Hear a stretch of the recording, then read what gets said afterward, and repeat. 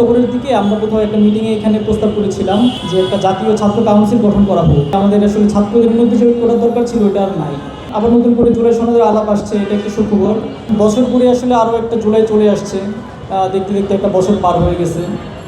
তো এই গত একটা বছর আগে যখন আমরা একসাথে সবাই এখানে আন্দোলন করছিলাম, তখনকার সেই স্মৃতি মনে পড়ছে সব কিছু। এই আন্দোলনের সময় আমরা একসাথে সবাই, নারী পুরুষ আস্তিক নাস্তিক সবাই একসাথে আমরা এখানে আন্দোলন করেছিলাম। তো তখনকার যে অসাধারণ একটা ঐক্য ছিল, এই ঐক্য আমরা আসলে আবার কবে দেখতে পাবো তা আমি জানি না।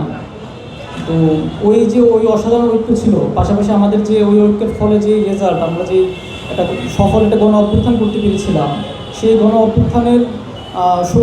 অভ্যুত্থানটাকে আরও বেশি সুসংহত করতে গিয়ে পাশাপাশি আমাদের এই জনগণের ঐক্যটাকে যদি আমরা স্বীকৃতি দিতে হতো, সেক্ষেত্রে আমরা আসলে আমাদের জুলাই সনদটা আসলে 5 আগস্টের পরপরই তৈরি করা উচিত ছিল, কিন্তু আমরা আসলে সেটা নানা কারণে পারি নাই।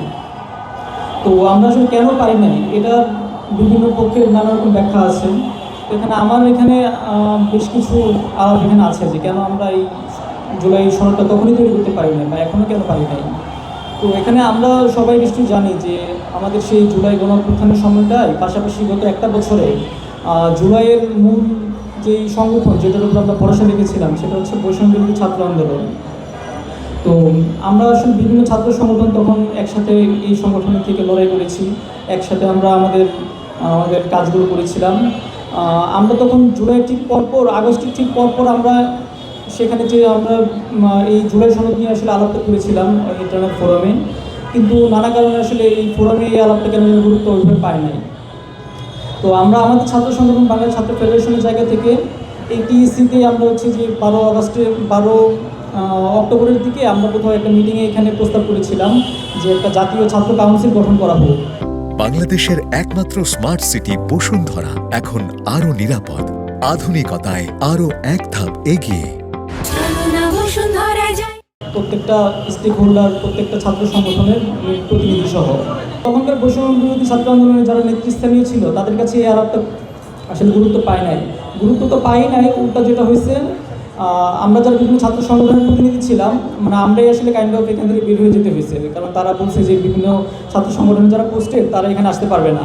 তো যে ঐক্যটা আমাদের জুলাইয়ের সময় ছিল বৈষম্য বিরোধী ছাত্র ঐক্যের মাধ্যমে, সেই ঐক্যটা আসলে তখন থেকে ভেঙে পড়া শুরু হয়, যার রেজাল্টটা আমরা এখন দেখতে পাচ্ছি যে আমাদের আসলে ছাত্রদের মধ্যে যে ঐক্যটার দরকার ছিল ওটা আর নাই। তো ফলে জুলাই সনদ নিয়ে আমরা বৈষম্য বিরোধীর মধ্যে থেকে যে আলাপটা তুলতে পারতাম তখন একটা ঐক্যবদ্ধ শক্তি আকারে, সেটা আসলে এখন আর ওই অবস্থানে আমরা নাই। দেখা যাচ্ছে যে এখন জুলাই সনদের পুরো আলাপটা এমন সব পক্ষের কাছে চলে গেছে যেখানে কিনা আমরা ছাত্র জনতা আমাদের ওই গুরুত্বটা আসলে নাই। আমরা যদি সবাই একসাথে থাকতে পারতাম, তখন আমরা এই রাজনৈতিক দলগুলি বা বিভিন্ন পক্ষগুলি যারা আসলে জুলাই সনদ নিয়ে নানা রকম টালবাহানা করতেছে তাদের সামনে আসলে আরও শক্ত করে দাঁড়াতে পারতাম।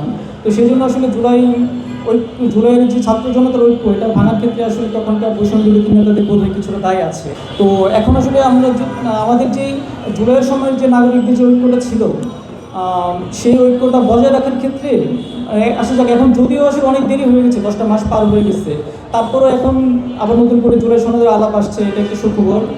আমরা আশা করি যে জুলাই সনদ নিয়ে যতগুলো রাজনৈতিক পক্ষ এবং স্টেক হোল্ডার আছে সবাই আবার একসাথে আমরা কাজ করতে পারবো।